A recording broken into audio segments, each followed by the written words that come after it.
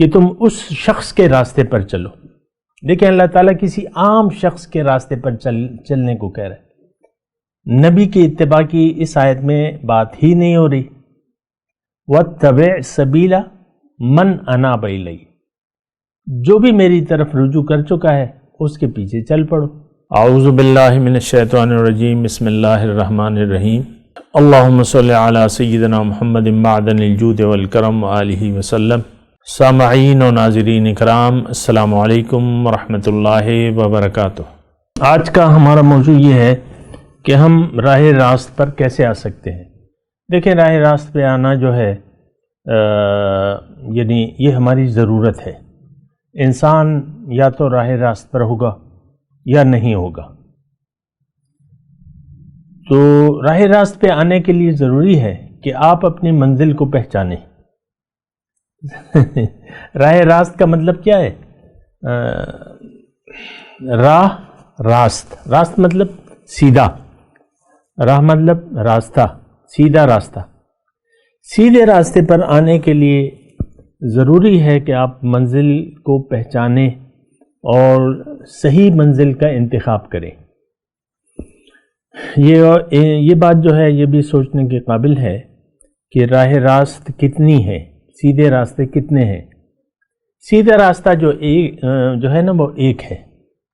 ایک نقطے سے دوسرے نقطے تک صرف ایک خط کھینچا جا سکتا ہے،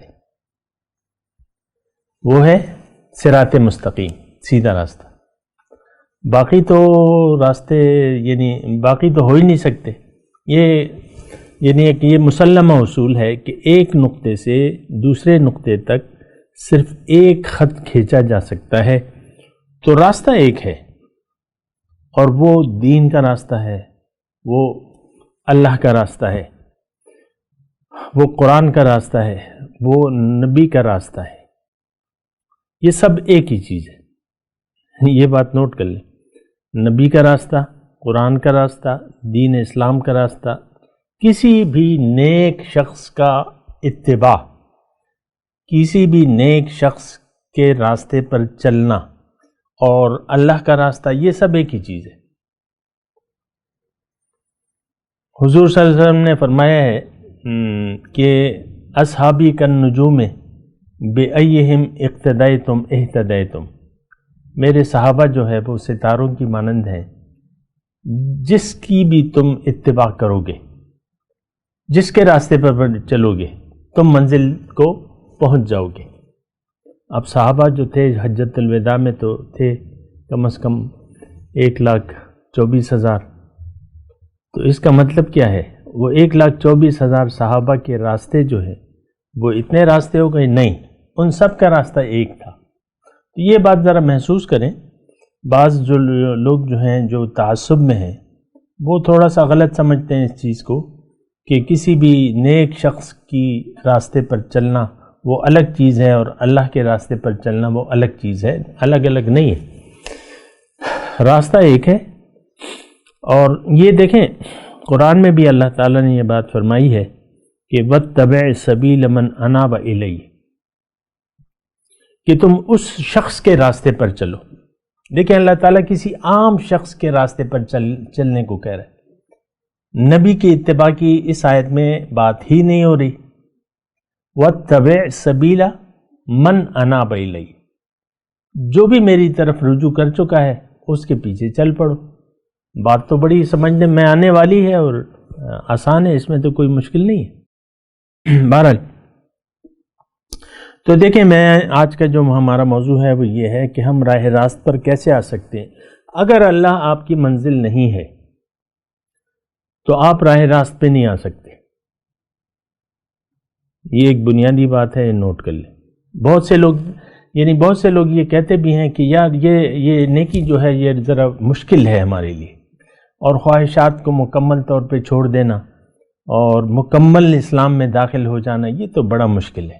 بعض لوگ یہ کہتے ہیں اور میں سنتا بھی ہوں. بڑے بڑے ایسے جو لوگ ہوتے ہیں، نامور لوگ ہوتے ہیں، ان سے بھی میں سوچتا ہوں کہ بھئی یہ تو بڑا،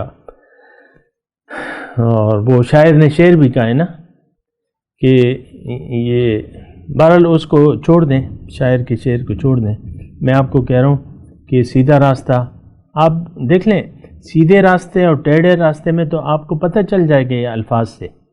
ٹیڑھے راستوں پر چلنا تو بڑا مشکل ہے، جہاں کھائیاں ہوں، اونچ نیچ ہو اور راستہ ہی نہ ہو، تو وہ تو غلط راستہ ہے. عام طور پہ آپ دیکھ لیں، یعنی آپ گاڑی مثال کے طور پہ آپ مردان میں ہیں اور پنڈی جانا چاہتے ہیں مثال کے طور پہ، تو آپ یعنی ایک راستہ تو سڑک ہے جو سڑک جاتی ہے پنڈی کو، چاہے وہ موٹر وے ہو یا جی ٹی روڈ ہو. لیکن اگر آپ فیصلہ کر لیں کہ بھئی میں نے سڑک سے نہیں جانا، جو سڑک پنڈی کو جاتی ہے سیدھی وہاں نہیں جانا، میں نے تو اپنا راستہ خود تلاش کرنا ہے، میں اپنی مرضی سے راستہ تلاش کروں گا.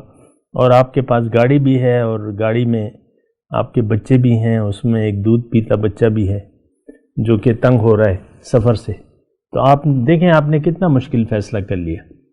سیدھے راستے پر گاڑی ڈال لیں اور جائیں، اطمینان سے جائیں. تو ہماری دیکھیں ایسی مثال ہے. ایک تو یہ ہے کہ ہم سیدھا راستہ بھٹک چکے ہیں، اللہ ہماری منزل ہے نہیں. بالکل سچی بات میں آپ کو کہہ رہا ہوں. آج کے دور میں ہماری منزل اللہ نہیں ہے، نہ ہم اللہ کو منزل بنا کے زندگی گزارنا چاہتے ہیں. بس زندگی تو بس ہم بے لگام گزارنا چاہتے ہیں، کسی کے تابع نہیں ہونا چاہتے، حتیٰ کہ اللہ تعالیٰ کے بھی تابع نہیں ہونا چاہتے، رسول کے بھی تابع نہیں ہونا چاہتے. ہماری مثال تو بہت زیادہ بری ہے.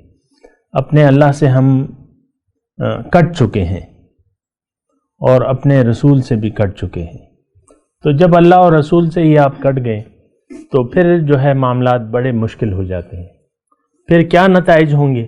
پھر آج جس طرح کے مسلمان کا حال ہے کہ یہ اللہ کے قہر و غضب میں مبتلا ہے، سیدھا راستہ یہ بھٹک چکا ہے من حیث القوم، افراد اور پھر قوم کی حیثیت سے. اب کیا ہے؟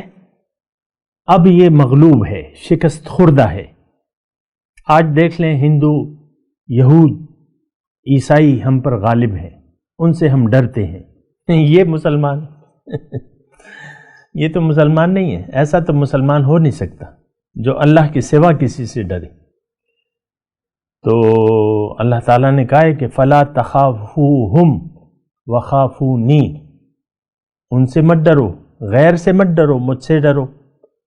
فلا تخشوہم وخشونی، ان سے مت ڈرو، مجھ سے ڈرو. مختلف الفاظ میں آئی بات. تو آج تو ہم اللہ نہیں ڈرتے تو اللہ کا کوئی خوف نہیں ہے. من حیث القوم یا افراد، اگر کوئی خوف نہیں ہے تو خوف خدا نہیں ہے. خوف خدا آپ دیکھ لیں، ہم جو عام زندگی گزارتے ہیں تو عام طور پہ ہمارا رویہ زندگی گزارنے کا بے خوف ہوتا ہے، کوئی احتیاط نہیں ہوتی. خوش ہوتے ہیں تو قہقہے لگاتے ہیں، اونچی آواز سے قہقہے، اور یہ جو ہے ہم کہتے ہیں یہ ہم خوشی کا اظہار کر رہے ہیں.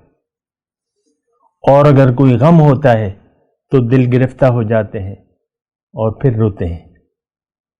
عام طور پہ دیکھ لیں یہ خواتین ہیں گھر میں، ایک ہی شوہر ہے اور حالات سے تنگ ہے، تو بس ہر وقت رونے کا موڈ ہوتا ہے بیگم صاحبہ کا. حالات حالات حالات حالات، ہر وقت روتے رہتے. ہوتا کچھ بھی نہیں ہے، لیکن اصل میں تو ہم منزل بھٹک چکے ہیں. تو یہ رونا اور ہنسنا. تو میں یہ کہہ رہا تھا کہ ہم ایک یعنی بے مقصد زندگی گزار رہے ہیں، اور چونکہ ہم راہ راست پہ نہیں ہیں، اللہ نہ ہماری منزل ہے نہ ہم اس کو منزل بنا کر زندگی گزارنا چاہتے ہیں. ہم ایک بے لگام زندگی گزارنا چاہتے ہیں اپنی مرضی سے. بس میں تو وہی کروں گا جو میری مرضی ہوگی. تو عام طور پہ ہم یہ زبان سے تو نہیں کہتے، لیکن چونکہ اللہ کی غلامی میں ہم آنا نہیں چاہتے، چونکہ اللہ کی غلامی میں مکمل آنا نہیں چاہتے، اس کی اپنی وجوہات ہیں، وہ میں بیان کرتا رہتا ہوں. تو چونکہ آپ اللہ کو اپنے اللہ کے سامنے سر نہیں جھکانا چاہتے، تو اس کا پھر نتیجہ یہ ہوگا، یعنی آپ دیکھیں آج ہر مسلمان کو آپ دیکھ لیں، وہ تابع نہیں ہونا چاہتا، سر نہیں جھکانا چاہتا، اپنی اس کی ایک انا ہے اور ایک خواہش ہے، اور اسی خواہشات کے تابع ہو کے ہم زندگی گزار رہے ہیں، تو یہ زندگی جو ہے یہ بے لگام زندگی ہے، اور اس سے کچھ حاصل وصول نہیں ہو سکتا۔ بات کرتے ہیں ایک وقفے کے بعد۔ وآخر دعوانا ان الحمدللہ رب العالمین۔